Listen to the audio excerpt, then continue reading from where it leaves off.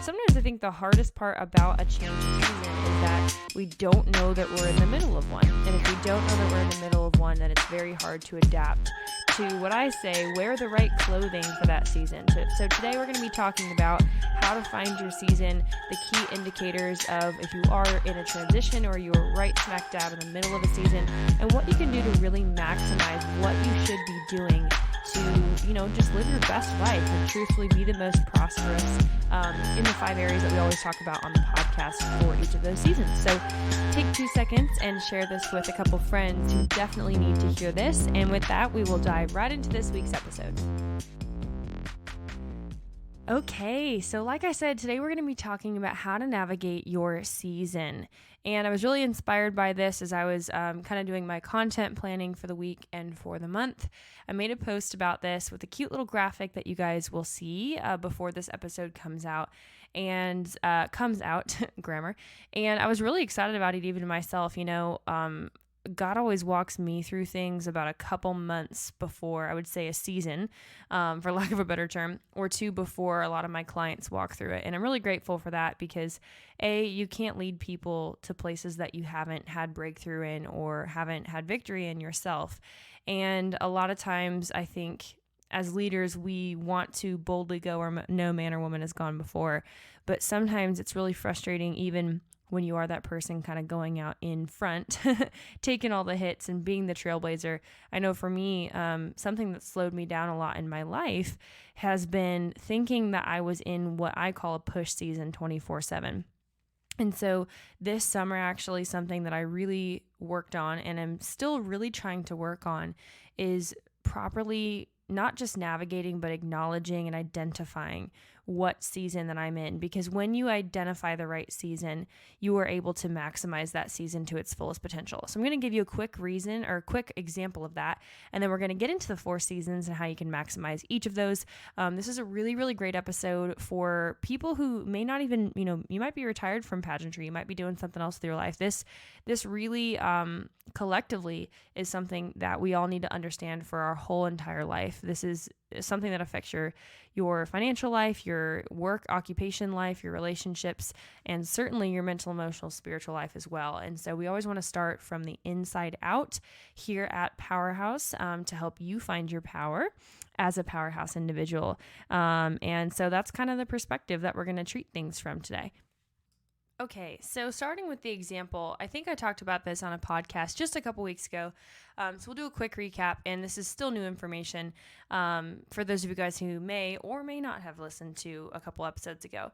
But this summer, like I said, I learned a lot, and pageant season is crazy, as you all know, when we get done with June. And so we had our mastermind. It was really successful and tons of fun, and had a ton of girls place in the top 5 because of it. And then a few girls win and go on to Miss America, Miss USA, things like that. And Teen USA and Outstanding Teen is so exciting. And we kind of ride this high. You have pageants every weekend. You have a million things to do. You have a million clients to keep up with. And how are they doing? How'd they place? How are they feeling? Pre-interview calls, all the things. And then all of a sudden, bam, July hits. And let me tell you, we were going through a lot of transition as a company. We, had new people coming in, people coming out, changes that I was making as a CEO, trying to reset and restructure, like, what's the vision for next year? How do I want to change our offer? How do I want to change what we can provide for people? How can we do things better? And meanwhile, I was trying to also forecast financially for the next year and, do a bunch of cleanup with our accountant and do different things, right? So I had my business owner hat on of being in the business, which we'll talk about, which is one of the 4 seasons, but also trying to extend and carry out what we call a push season, which is what you just kind of have to be in from really January to June, specifically March to June, where things are just crazy, right, in terms of pageant season. And so what I was trying to do was I was not doing things well. I was trying to carry that push season into July and August and treat July and August like it was still June. And the first kind of point that I want to make with this today is things are not always as they seem, right? So there may not be a whole lot. If let's just take the actual word season, right? Summer is June, July, and August. From the outside, there may not be a whole lot that looks different about June, July, and August. We have a holiday, We have, a couple other things going on in August, school starts, things like that. So those things might be different, but all encompassing, it's summer, right? It's the season of summer. And I think a lot of times when we are 30,000 foot view, right? Or we don't accurately pay attention to what season we're truly in. And this is why step one, identifying the season that you're in, is so important. It all looks the same, even though at the changing of a tide from June 30th to July 1st, for us in the pageant world is an incredibly difficult and different season that we have to treat wildly, wildly different. So I didn't do a very good job at that this year. And I loved, just in all certainty, in all honesty, the money we were making, the pace we were living at, how many girls we got to be helping. And I loved it. And I was like, oh my gosh, I want to do this forever. And half of me was burnt out, half of me was tired, but half of me wanted to just put the pedal on the gas even more because we were getting such great results for people and our girls were so happy. And I was like, oh my gosh, I never want this to end.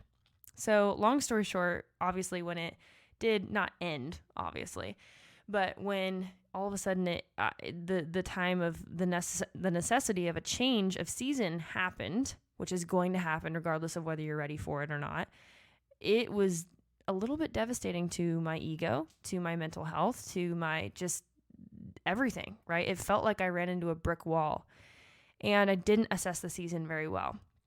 So then what I did was the rest of July, I tried to continue to treat the season of July like it was June. And I frustrated the heck out of myself because I didn't properly identify the season. Tracking with me? So step one for you guys today in how to find your season is you have to identify what the heck the season is. Again, July might, on the outside, let's say you take a walk every morning. The temperature might be exactly the same. You might see the same car that goes by your apartment every single morning, right? I have a car that's extremely loud in my apartment complex that leaves at 7:01 every single morning. And I know that sucker is leaving and going to work, right? He is on a schedule. But even though something might look the same, you have to dig deep enough to be able to properly identify the season, right? In the same way that December, the weather might look a lot like January. But if you go and put at a Christmas tree January 25th as opposed to December 25th, people might look at you like you're a little bit weird, right? Or the same with if you start saying Merry Christmas on November 25th. It's December 25th. You have to accurately identify your season. And so often what I see is we are putting the wrong ingredients into the wrong recipe, and you put the ingredients for a key lime pie and you wanted to make lemon meringue pie or you wanted to make pecan pie, right? And then you wonder when you put it in the oven or you mix all the stuff together, put it in the oven, comes out why lemon meringue pie didn't come out. I know I'm using really arbitrary examples, but this is what we do in our life. Can we both raise both of our hands? I know I got to raise both my hands and both my feet because this is a reality of what totally happens in our life. So step one is we have to identify the right season. Step two is we have to assess the situation. So, okay, we have correctly identified that we are in July, right? Or we are in December, not January. January, not December. Now, what do I do? Step two is we have to assess what are the needs of that season, okay? So kind of going along with the same just allegory, the same example. If it's December 25th, if it's December 12th, you might want to start putting out some Christmas decorations. Or maybe you're the kind of person that the day after Thanksgiving, which is who I am, or even before Thanksgiving, you start listening to Christmas music, you start decorating the house, you kind of get rid of the orange and the brown and the cornucopia and the autumn leaves around your house and that decor, and you shove it in a box for next year and you start putting out the green and the red, right? And you start getting ready and preparing for the next season. Now did you hear what I just said? You start getting ready and preparing for the next season. And what else did we do? We prepared and got ready for the next season. And we put away the old of the old season. Now, how do we do that? In order to prepare for the next season and put away that of the old season, we have to have a pretty tight pulse on what is actually going on, okay? If we just don't pay attention, we don't pay attention to when the sun is coming up and we just stay in bed all day with all the lights off, are we even going to know what day it is?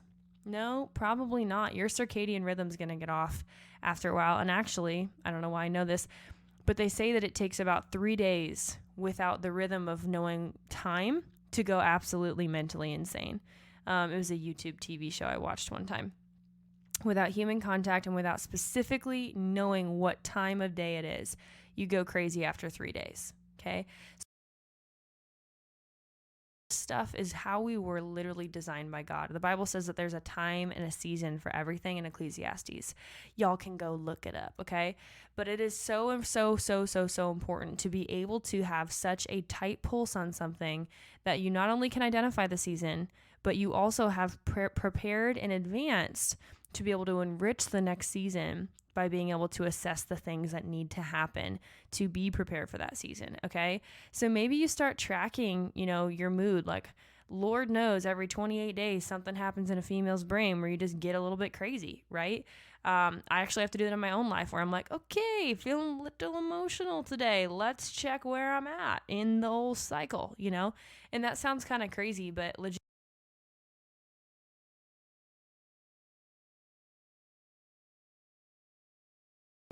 Wrong action for the wrong season. Here's another really dramatized example, okay? If you go outside in the Nebraska winter when it is February, our coldest part of the year, and you're wearing shorts and flip-flops and a t-shirt, are you going to blame the weather for why you're cold? No, you're not going to blame the weather.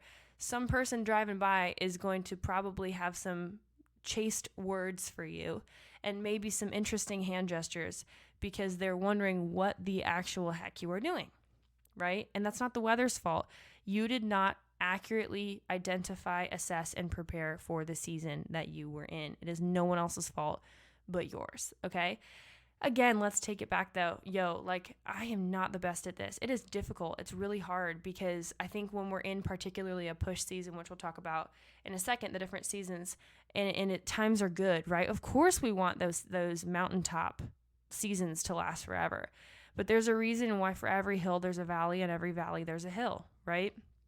There's peaks and valleys of life, and I think part of it is just understanding that is the natural rhythm of life, that you didn't do something to, make this valley happen. You didn't do something wrong. You didn't sin too much. God's not mad at you. None of that stuff. It's just there's a natural ebb and flow of good and bad, yes and no. Life is kind of 50-50. Like, it just, things happen in seasons and it's completely normal. So let that just put your mind at ease that if you're in we'll go over the 4 different seasons here in a second, but regardless of which one you're in, which we'll talk about next, neither one is right or wrong. It's just the season that you're in. Okay. So number 1 was identify. Number 2 is assess, which we need to prepare, get ready, have our thumb on the pulse enough to be able to take the right kind of action. And then the next one is we're going to maximize. Step 3 is we're going to maximize. And again, we do that by, really going all in with, okay, you know what? Like, God is telling me I'm in a waiting season right now. Every time I try and push, every time I try and just get out of the box and go, I just feel this intense pause in my heart where I just don't have any peace. Okay. And so, that's number 3 is we've got to maximize. So how do we maximize? We make a list. We say, okay, we go back to the last time you knew that you were in that kind of a season, and you say, what did I do to get through that? About how long do I think I was sitting in that season? What can I be doing right now? And asking yourselves those questions rather than just kind of wallowing in, well, why am I not in this other season? Because then it's probably just going to make it happen even longer. So, okay. Last part of this, and these are my own things that I identified. Other people probably call seasons a little bit differently, but this is what works for me. So number 1, like we've already talked about, I guess this is step 4. So what are the seasons? So number 1 is a push season. So this is where you're taking lots and lots of massive and perfect action. And this is where you see the vision. So you have sat in a waiting season, or you have sat in kind of a building season, which again, the graphic that I posted, you guys can see, it's like one of those Venn diagrams where there are certain parts that touch and certain parts that don't touch. Fun fact, you are the part that touches all 4 of these seasons, but not all the seasons necessarily have things in common with with one another. So if you're in a push season, it's two major identifiers. You're probably coming out of a waiting season, or you're coming out of a building or a cleanup season of kind of building the foundation, getting the house back in order. And it's a time to take lots of action. You know the path ahead. You feel a green light, which is why I put the graphic in green. And you're like, all systems go. This is the time to really push forward. Which brings us to the next season, like we just talked about. So you might be in a cleanup and a build season. So this was July and August for me, big time. Now, seasons are not always 3 months. They can be longer, they can be shorter. And I hope that your push seasons are long and exciting and all systems go, right? I love that for you. And that typically is January to June for us. So our push seasons are typically about a 6-month cycle, and we kind of get ready in December every single year, November, December. So we're already coming up on that. I can't believe it. But cleanup and build season. So those are definitely, like I said, July and August. So this is after we have just made a mess by going 500 miles an hour. And usually it's coming out of a push season where you have just, maybe you have your financial peak, you have your physical peak, you just finished your bodybuilding show, you just finished your pageant, you just graduated from college, or whatever it is for you. And now you're like, okay, I just made a huge mess. Now I need to go build a foundation again, make sure I'm okay. And what are all the things that I have been neglecting forever? And then you go back and you're still taking a lot of action, but it's a different kind of action. So you're figuring out what's wrong. You're rebuilding the house. You're rebuilding, going back to the basics, making sure that your routines are in alignment so that you're not just have all this success, but your life is chaos. Okay. So usually coming out of a push season, number one, you'll be going into a cleanup and a build season. Next is the third kind of season is a new season. So a new season is kind of like a cousin of a push season, which is why I put it across from the push season. And you can see the arrows on the diagram. They're kind of similar. It's a little bit different at the same time. So a new season it's like a half pause and a half go. So you're still taking action, figuring out what's wrong, but it's really a seeking season of where you're waiting to hear how to move, what to do next, but you're still kind of trying things, testing things, seeing how it feels, putting your toe in the water. And there's a lot that's new. So it feels very similarly sometimes to a cleanup and a build season for me personally. I'm not comfortable in the cleanup season. I've had to become comfortable, but it's not my normal bent. And so that feels very new for me. A lot of times we're adding technology, or we're adding adding automation, or adding virtual assistants, or adding different things in our company to make us more efficient. And so that's always usually new, or we'll hire new team members, or have to let some people go, or just make changes, or, move people up the ladder, giving them raises, whatever. So that's typically a new season, and that's typically in the interim of sometimes a push or a cleanup and build season. And then the last one is a waiting season. This is pretty self-explanatory, and hopefully makes sense as to why I chose a red dot for this one. And a waiting season are sometimes the most beautiful seasons in the world, but typically not the ones that I would say that anybody loves or seeks after. And this is, again, where you're waiting to hear how to move, what to do next. And weirdly enough, this is also where sometimes you've seen the vision, but God says, wait. And so I put this as the kind of the cross point between a push season and a new season, because sometimes this can be really difficult. Sometimes you know exactly what you need to be doing. You don't need to figure it out. All systems go, like in your heart. You feel like, oh my gosh, I know what I want to do. I want to produce this music. I want to compete in this pageant. I want to go to this college. I want to ask this guy out, or whatever. But there's something in your heart that just does not feel peace about doing anything. And you just feel this resonance where God's like, I need you to just sit and hang out with me for a little bit. You need a little bit more time. Yes, I have confirmed that this is what you're going to be doing. Yes, you are ready. Yes, you are intelligent enough. Yes, you could do this, but it's not time yet. And so the best way to identify whether you're in a waiting season is whether, again, maybe what the goal is. God's shown you a little bit of the yellow brick road, as I always use as an allegory. But you just feel this pause that you're like, it's not time yet. It's not time yet. And if you are in the middle of a waiting season, I know that it sucks, especially if you're somebody who is single and you're waiting for a mate, or you're waiting for a job, or you're waiting to compete again, or go to college, or whatever the heck your dream is, and you just feel no peace towards taking action. remember that diamonds are made because there's a crushing that happens for thousands of years. And that's how the most precious things often have to go through the toughest battles. And just remember that if you're going through a season that is not necessarily a fun season, that God might be refining, or not even might be, is. God is refining and just making new your character in ways that maybe you're not loving right now because you can't see what he can see. But you want somebody like God with the whole picture, who is seeing the end from the beginning and who knows and loves and put the desires in your heart in the first place, who's like, come on, baby girl. Yes, I believe in you. Yes, I put that there. But I promise you, if I launched you right now, then bad things would happen. Or maybe you'd be in danger. Or maybe, you'd fall on your face because the right person who you're supposed to be connected to in terms of your calling, doesn't have a spot available right now, or whatever the heck it needs to be, right? There's so many, millions, an infinite amount of stories of people who say right place, right time, whether it's meeting their person, or whether it's getting a record deal, or whether it's getting their dream job, or, what have you. I think when you listen to success stories, almost 100% of the time, they're like, you know what, it happened exactly when it was supposed to, and I'm glad it didn't happen 1 second earlier.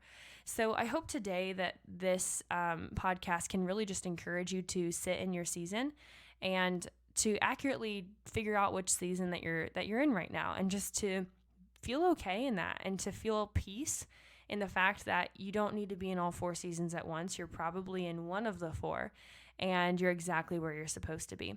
So that's it for today. Please, please, please share this with a couple friends. I really do believe that this is massively something that people struggle with hardcore on a daily basis, and that they're trying to push go when they're not necessarily in a push season, or they're unwilling to really identify what the problem is. And so then they're making way bigger of a mess than they need to with their own life, or thinking, God forbid, that something is wrong with them when it's totally not. They're just not accurately describing their right season and prescribing the right medicine for that season. So let's help people today. Let's share this with 5 or so people. Let's post this on our stories.